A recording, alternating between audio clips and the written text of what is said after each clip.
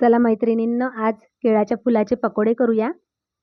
तर त्यासाठी हे केळाचे फूल घेतले, त्याला तोडून घेतले आहे आणि याला साफ केले आहे, सोलून घ्यायचं आहे आणि सोलल्यानंतर याच्या आतमध्ये हे छोटे छोटे केळं असतात. त्या केळाच्या आतमध्ये एक प्लास्टिकसारखी एक दांडी असते, तर ती दांडी काढून घ्यायची आणि बारीक असे छान सर्व केळांना असं सोलून घेतलेलं आहे आणि बारीक छान कापून घेतलं आहे.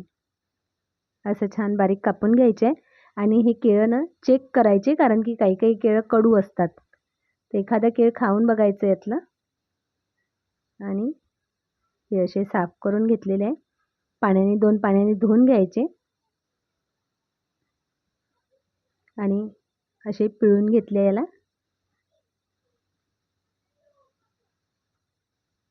पिळून काढून घेतले. एका भांड्यामध्ये, एका बाउलमध्ये काढून घेतले.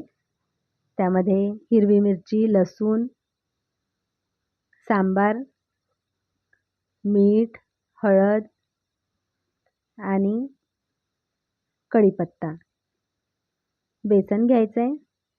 1 चमचा बेसन घेतलं आहे आणि 1 चमचा तांदळाचं पीठ घेतलं आहे.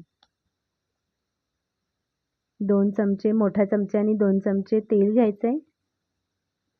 हे छान भिजवून घ्यायचं. खूप पातळ नाही करायचं आहे, असं घट्टच ठेवायचं आहे. केळाचं पण पाणी सुटलेलं होतं. असे पकोडे टाकून घ्यायचे.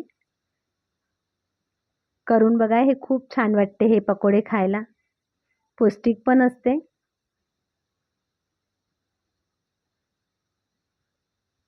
असे पकोडे तळून घ्यायचे.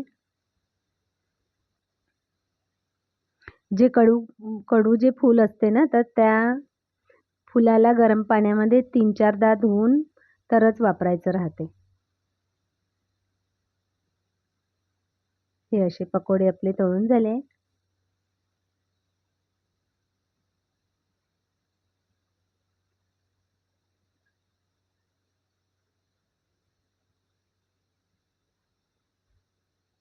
आपण हे सॉस बरोबर, चटणी सोबत वगैरे हे खाऊ शकतो आपण.